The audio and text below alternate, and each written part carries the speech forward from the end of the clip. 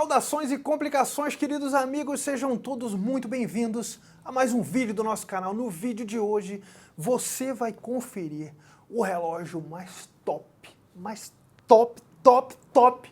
que já passou pelo GMT-3. Senhoras e senhores, no vídeo de hoje você vai conferir o Rolex Seedwheeler.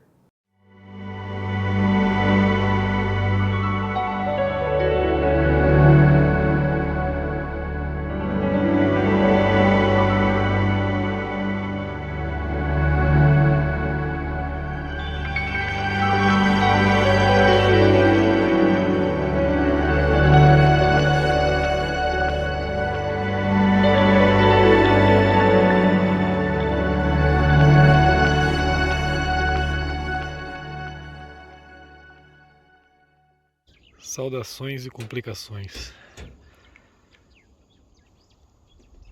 Rolex Seedwheeler, um relógio casca grossa.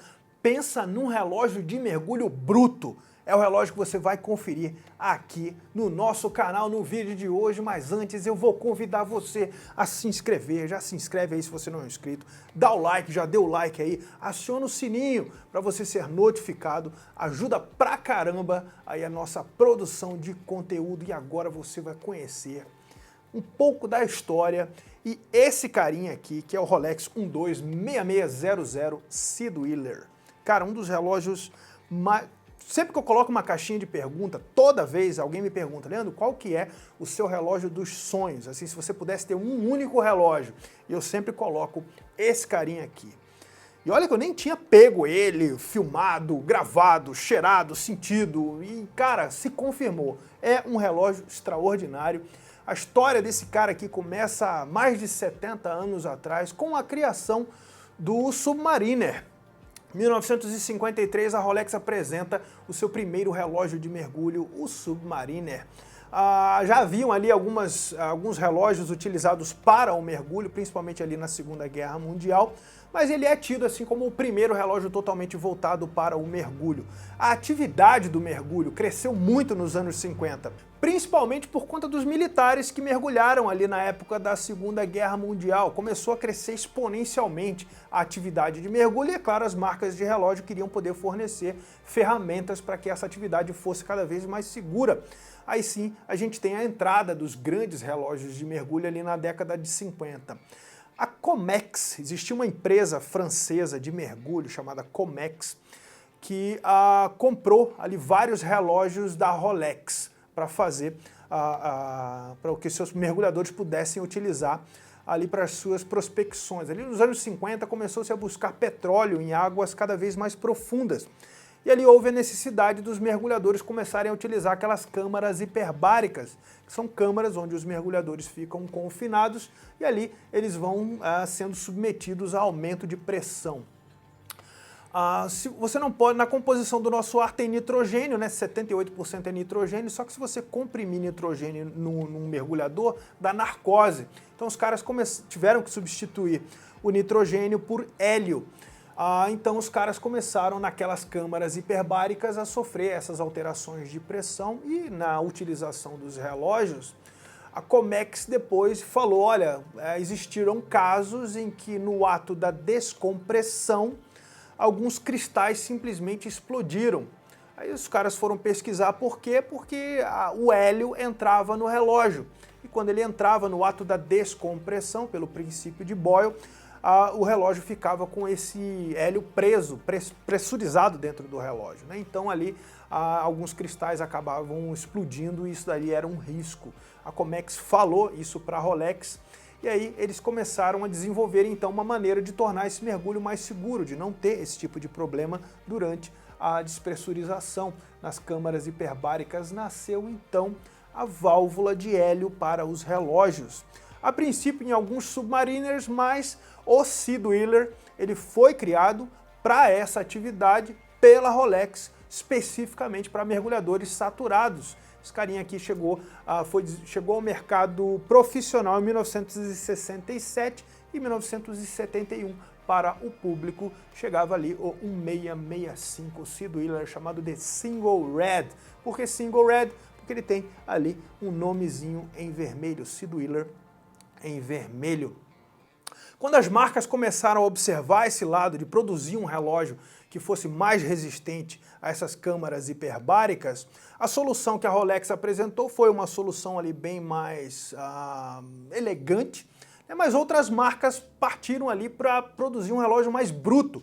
A Omega trouxe o Seamaster 1000 e também o Ploprof, né, que são aqueles relógios realmente bem mais brutos, então eles optaram por deixar o relógio todo mais resistente àquela profundidade do que simplesmente produzir ali a válvula de hélio. Mas, diga-se de passagem, essa válvula de hélio é show demais, né? Só é útil para quem faz mergulho saturado, mas é legal demais ter esse detalhe no relógio, né?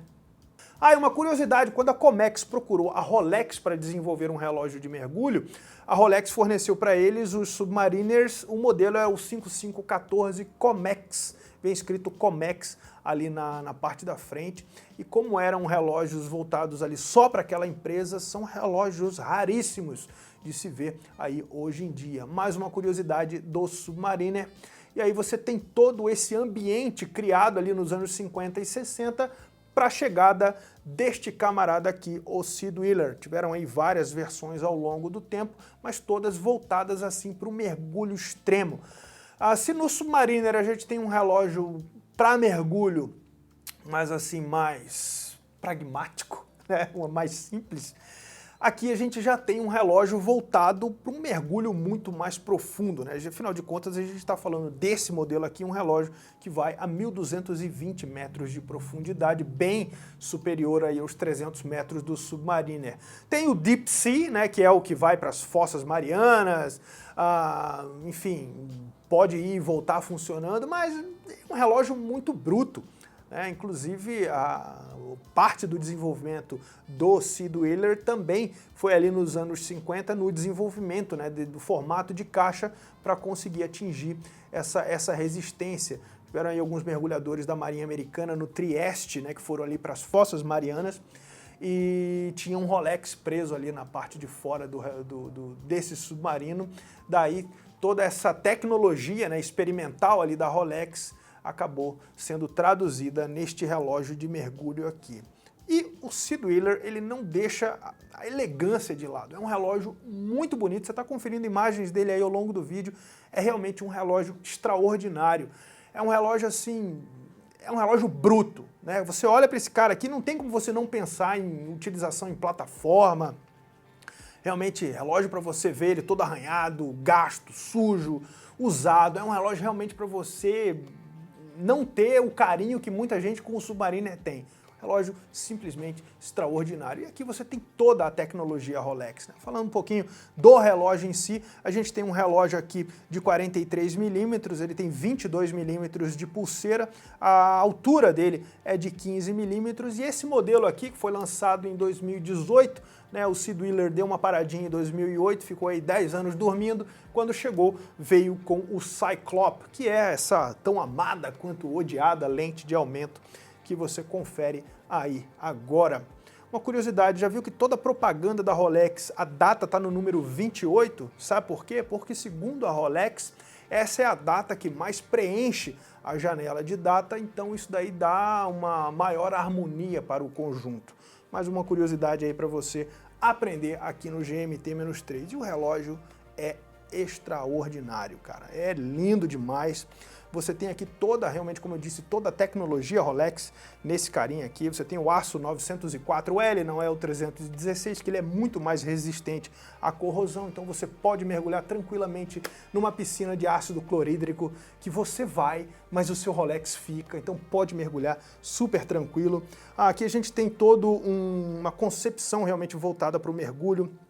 Oyster Lock, que é essa trava, Glide Lock, né, para você poder utilizar com traje de mergulho, bezel aqui em cerâmica, você tem aqui Chroma Light, que é a tecnologia, né, da Rolex para visualização no escuro, a válvula de hélio aqui na lateral, relógio simplesmente extraordinário. Aqui você tem o movimento 32-35, que entre vários para flex, para chrome, para magnetic, você tem uma especificação super cronométrica, ele vai atrasar ou adiantar apenas 2 segundos por dia.